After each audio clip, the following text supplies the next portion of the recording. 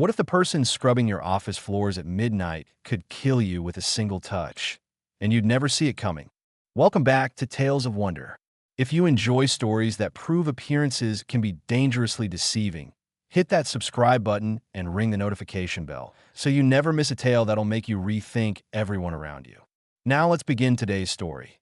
The fluorescent lights of Meridian Tech's 15th floor hummed their usual midnight symphony as Henry Matsuda pushed his cleaning cart past rows of empty cubicles. At 68 years old, with silver hair pulled back in a simple ponytail and a maintenance uniform that had seen better days, he was practically invisible, which was exactly how he preferred it. For 7 years, Henry had been the overnight janitor at one of Seattle's most prestigious tech companies. He arrived at 11 p.m., worked through the night while everyone else slept, and disappeared before the first employees showed up for their morning lattes. He emptied trash cans, vacuumed carpets, wiped down conference room tables, and polished the glass walls of corner offices that overlooked Elliott Bay. Nobody really saw him. Not truly. The executives would occasionally nod if they worked late, a distracted acknowledgement that barely registered. The security guards knew his name, but little else. To the hundreds of employees who walked these halls during daylight hours, Henry was just another piece of the building's infrastructure, as unremarkable as the copy machines or the coffee maker in the break room. And that suited Henry just fine. What none of them knew, what none of them could possibly imagine, was that the elderly man who cleaned their keyboards and emptied their wastepaper baskets was the last living Grandmaster of Dim Mak, the legendary death touch martial art that most people dismissed as movie fantasy. His unassuming hands, which meticulously wiped down desks and scrubbed toilets, had been trained in the precise pressure points of the human body since childhood. Those same weathered fingers could stop a heart with a touch so subtle the victim wouldn't even feel it until they collapsed minutes later. But Henry had left that world behind decades ago. The underground tournaments, the dangerous assignments, the life where every handshake could be a threat. He'd walked away from all of it after his wife passed. He'd promised her on her deathbed that he'd live a quiet life, that he'd let the ancient art die with him rather than pass it on to a world that would only abuse it. So, he cleaned the floors, and he was content, until the night Marcus Holloway decided to stay late. Marcus was everything Henry wasn't. 32 years old, aggressively ambitious, and utterly convinced of his own brilliance. As Meridian Tech's vice president of operations, he wore custom-tailored suits that cost more than Henry made in 3 months. His corner office was a shrine to his own success. Awards lined the shelves, and a massive portrait of himself shaking hand with the company's CEO dominated one wall. Henry had cleaned Marcus's office hundreds of times. He'd seen the expensive scotch in the desk drawer, the prescription pills Marcus thought was hidden in his pen holder, the emails left carelessly open on his computer screen late at night, emails that often revealed Marcus's true nature. Hostile takeover plans, schemes to push out loyal employees and replace them with cheaper contractors. Messages mocking the old-timers who'd built the company from the ground up. Henry never said anything. It wasn't his place. He was just a janitor. But on this particular Thursday night in November, as Henry pushed his cart toward the executive suite, he heard something that made him pause. Voices. Angry voices coming from Marcus's office. "You can't do this, Marcus. I have emails. I have proof of what you've been doing." Henry recognized the second voice. It belonged to Jennifer Park, a senior engineer who'd been with Meridian for 15 years. She was one of the few people who actually said good morning to Henry, who asked about his day and meant it. He'd seen her wedding photos on her desk, her children's drawings taped to her monitor. Proof. Marcus's laugh was sharp and cruel. "Jennifer, Jennifer, Jennifer. Who's going to believe you? You're a mid-level engineer who's been passed over for promotion 3 times. I'm a VP. I have the CEO's ear. Whatever proof you think you have, I promise you it'll disappear faster than you can say wrongful termination lawsuit. I've already sent copies to my personal email. To my lawyer. Your lawyer." Another laugh. "Do you have any idea how much litigation costs? Meridian's legal team will bury you in paperwork for years. By the time any case gets to trial, you'll be bankrupt and unemployable. Nobody in this industry will touch you." Is that really what you want for your family? Henry should have kept moving, should have turned his cart around and cleaned a different floor. But something in Jennifer's voice, a tremor of genuine fear, kept him frozen in place. You're threatening me, Jennifer said quietly. I'm educating you on reality, Marcus replied smoothly. Look, I'm not unreasonable.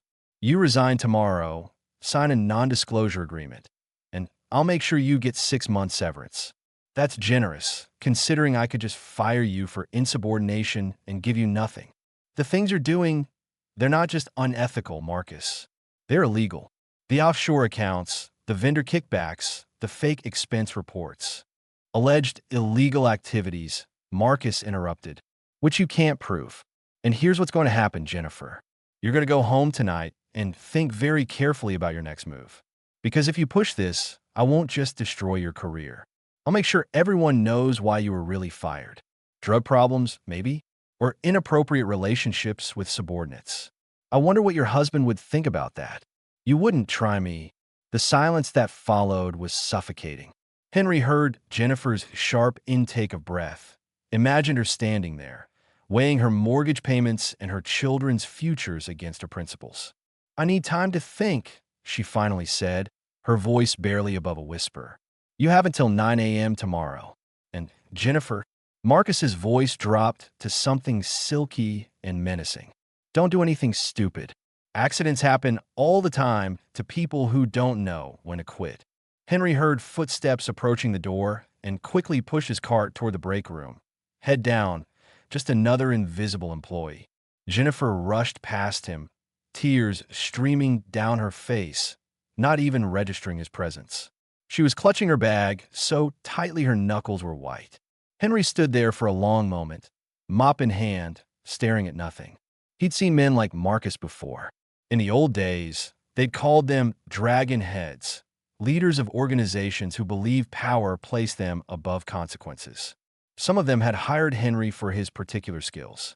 Others had ended up on the receiving end of those skills when they'd crossed the wrong people. But Henry wasn't that man anymore. He'd promised his wife. He'd promised himself. He went back to cleaning. The next morning, Henry was at home in his small apartment in the International District when the news broke. Jennifer Park had driven her car off a cliff on Highway 101. Single vehicle accident, police said. No witnesses. Preliminary investigation suggested she might have fallen asleep at the wheel or been distracted. Henry stood in his kitchen, coffee growing cold in his hand, watching the news report on his phone. They showed Jennifer's employee photo, her warm smile, the one she'd given him just 3 days ago when she'd wished him a good weekend. The news anchor mentioned she was survived by a husband and 2 children, ages 8 and 11. Henry set down his phone with trembling hands. For 43 years, he'd kept his promise to his wife. For 43 years, he'd been just Henry, the quiet janitor, the invisible man who lived a simple life and bothered no one. But some promises, he realized, could become their own kind of prison. That night, Henry showed up for work as usual. He nodded to the security guards, signed in, took the elevator to the 15th floor. Everything appeared normal, except Henry had made a decision. Marcus Holloway's office was spotless when Henry entered it at 2 a.m. The VP was long gone, probably at home, sleeping soundly, utterly unconcerned about the woman whose life he destroyed. Henry moved through the space methodically, but unlike every other night, he wasn't just cleaning. He was investigating. People like Marcus always believed they were smarter than everyone else. They thought they'd covered their tracks perfectly, but they also got lazy, arrogant. They left trails because somewhere deep down, they wanted to be admired for their cleverness. It took Henry 3 hours, but he found everything. The USB drive taped inside the frame of Marcus's Excellence in Leadership Award. The handwritten notes about offshore accounts tucked inside a book on Marcus's shelf. A book whose spine showed it had never been opened before Henry pulled it out. Backup files on Marcus's computer that he'd thought were encrypted, but weren't. Not really. Not to someone who'd spent decades learning how to find what people wanted to hide. Henry photographed everything with his phone. He copied files to his own USB drive. He put everything back exactly as he'd found it. By the time he finished, dawn was breaking over Elliott Bay. The next part was trickier. Henry had no legal standing, no way to present his evidence without admitting he'd been snooping through a VP's office. And he knew from Jennifer's fate what happened to people who tried to challenge Marcus directly. So he did something else. Over the next 2 weeks, anonymous packages began arriving at very specific addresses. The SEC received detailed documentation of securities fraud. The IRS got evidence of tax evasion through offshore accounts.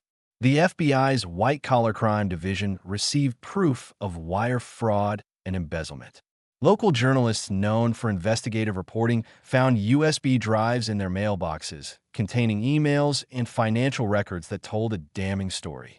And Jennifer Park's widower received a package containing recordings Henry had made that last night. Recordings of Marcus's threats, his admission of illegal activities, his thinly veiled suggestion that Jennifer's accident might not have been accidental at all. Henry had learned patience in his old life.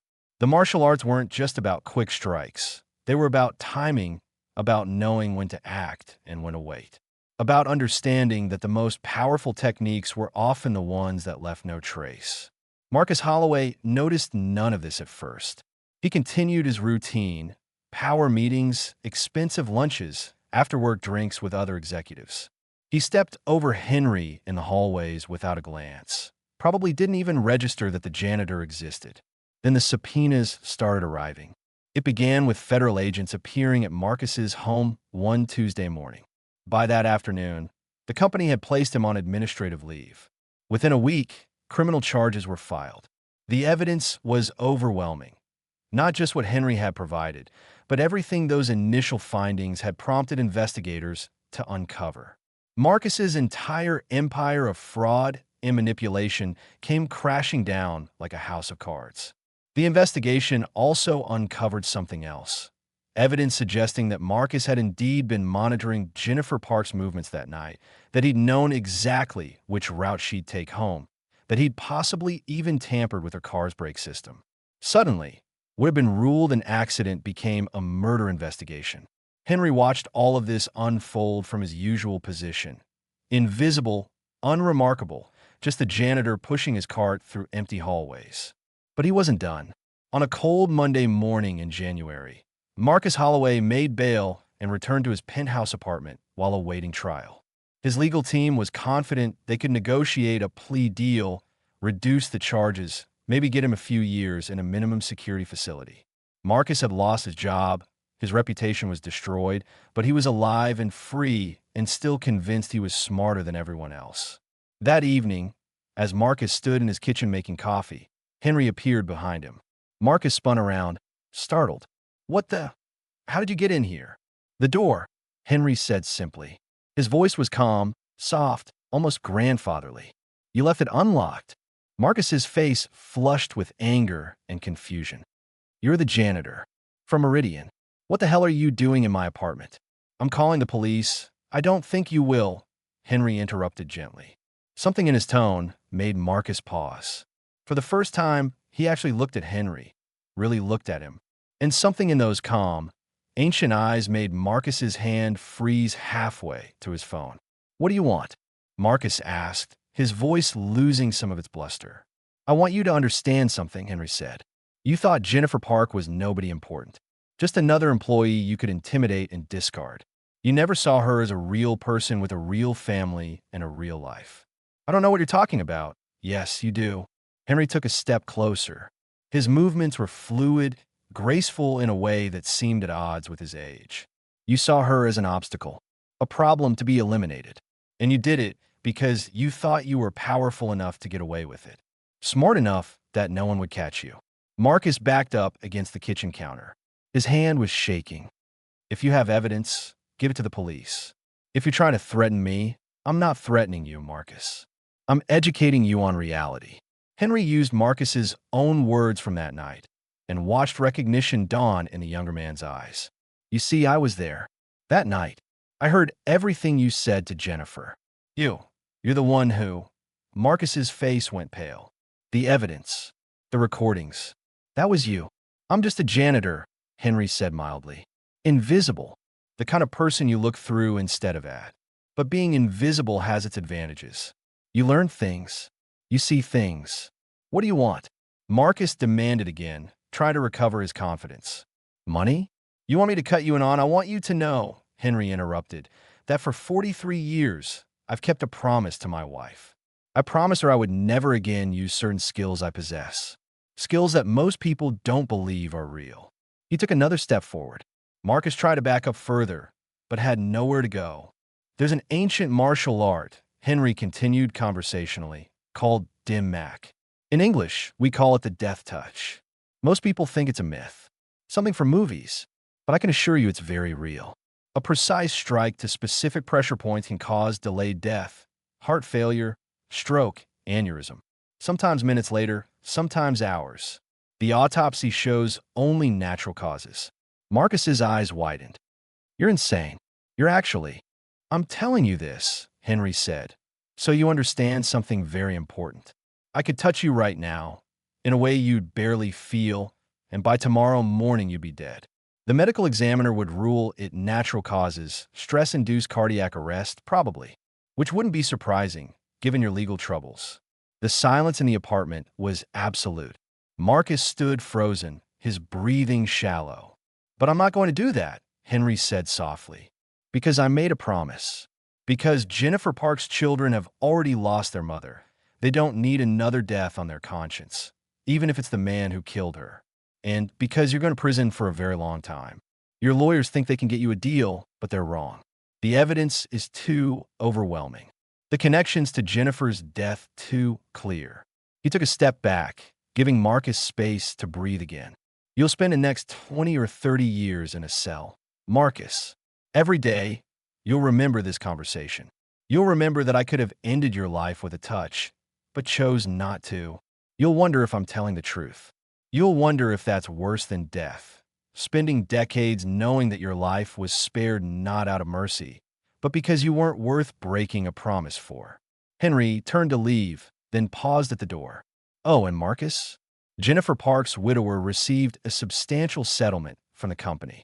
Her children will be well cared for. Her legacy at Meridian is being honored. The scholarship fund established in her name will help other young engineers pursue their dreams. He smiled faintly. You wanted to erase her. Instead, you made her immortal. That's the real irony. Henry walked out, closing the door gently behind him. Marcus stood in his kitchen for a long time after the old janitor left, his heart pounding, his mind racing. He looked down at his hands, half expecting to see some mark, some indication of where he'd been touched. But there was nothing. Had the old man even touched him? He couldn't remember. He'd been so focused on those ancient eyes, that calm voice. Marcus didn't sleep that night, or the next. He kept waiting for the heart attack, the stroke, the sudden collapse. When his lawyer called with updates about the case, Marcus found himself distracted, pressing his fingers against his wrist to feel his pulse, to make sure his heart was still beating. It took him 3 days to realize that this was the punishment. Not death, not some mystical death touch, but the knowledge that someone had seen him, truly seen him, and found him so worthless that killing him would have been breaking a promise for nothing. The trial came months later. Marcus Holloway was convicted on multiple counts of fraud, embezzlement, and manslaughter. The judge, noting the particularly cruel nature of his actions toward Jennifer Park, sentenced him to 35 years in federal prison. Henry watched the news report on his phone during his lunch break, sitting in the break room on the 15th floor of Meridian Tech. The space had been completely renovated since Jennifer's death. The company had invested in new leadership training, ethics programs, whistleblower protections. They'd named the new mentorship program after Jennifer. A young engineer walked by, noticed Henry, and smiled. Hey, Henry, how's your day going? Good, thank you, Henry replied with a warm smile. How are your projects? They chatted for a few minutes about nothing in particular, the weather, the Seahawks season, the traffic getting worse downtown. The kind of conversation that acknowledged Henry as a human being, not a piece of furniture. After the engineer left, Henry returned to his mop and bucket. He still had 3 more floors to clean before his shift ended. His cart squeaked as he pushed it down the hallway, the sound echoing in the empty space. His phone buzzed with a text message. It was from Jennifer Park's husband, whom Henry had never met in person but had exchanged occasional messages with over the months. The kids and I watched the verdict today. Thank you for everything you did. I know it was you, even if you won't admit it. You gave us justice when everyone else said we had none. Henry stared at the message for a long moment, then typed back, I'm just a janitor, but I'm glad you and your children are doing well. He slipped the phone back into his pocket and continued cleaning. That night, as Henry finished his shift and prepared to go home, he passed by the memorial plaque the company had installed in the lobby.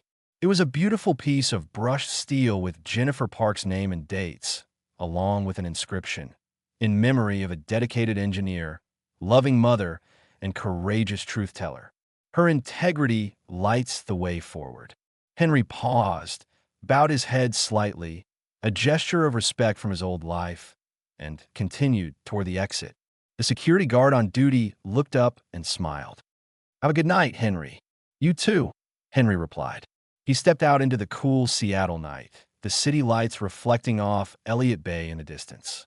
His old Honda was parked in its usual spot in the corner of the lot, beneath a flickering streetlight.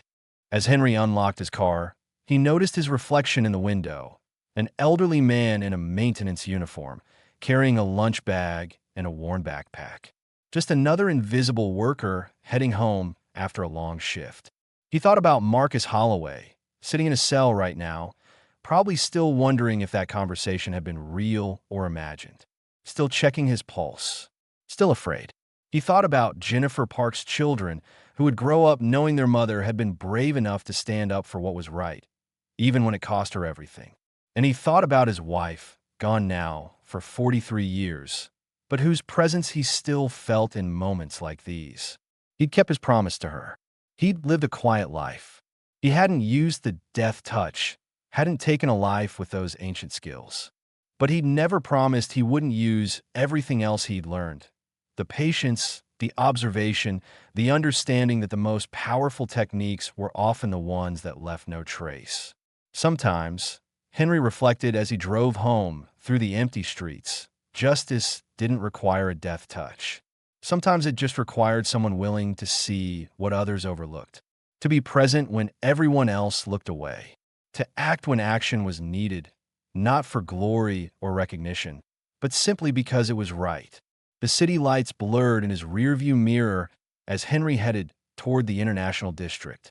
Tomorrow night, he'd return to Meridian Tech and clean more floors, empty more trash cans, wipe down more desks.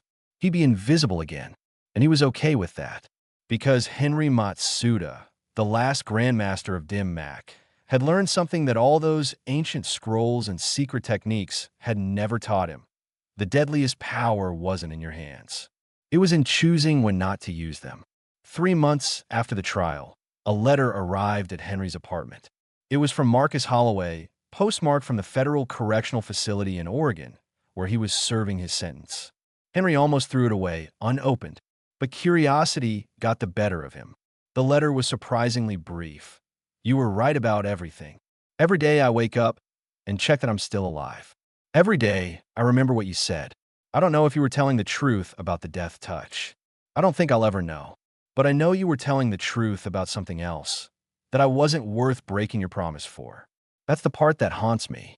Not what you could have done, but that you chose not to because I wasn't important enough. I just thought you should know that I'll carry that for the rest of my life. And maybe that's exactly what I deserve. Henry read the letter twice, then folded it carefully and placed it in a drawer. He didn't respond. There was nothing to say. That evening, as he prepared for his shift, Henry made a cup of green tea and sat by his window, watching the sunset paint the Seattle skyline in shades of orange and gold. In his lap was a worn photo album, open to a picture of his wife from 50 years ago, smiling at the camera with the full force of her joy and love. I kept my promise, he whispered to the photograph. But I think you'd understand why I had to bend a little. Just enough to matter. The woman in the photo seemed to smile back at him, as if she'd known all along that Henry would find a way to honor both his promise to her and his responsibility to the living. Henry closed the album, finished his tea, and prepared for another night of work. His uniform was pressed, his supplies organized, his cart ready. Just another invisible janitor heading out into the night. Except now, when Henry walked the halls of Meridian Tech, the employees who worked late seemed to see him a little more clearly. They asked about his day. They learned his name. They treated him like he mattered. Because somewhere along the way, word had quietly spread, never officially confirmed, but whispered about nonetheless, that someone had been brave enough to stand up for Jennifer Park when it seemed like no one else would. Someone had gathered the evidence that brought down a corrupt executive. Someone had made sure justice was served. The company never officially acknowledged Henry's role.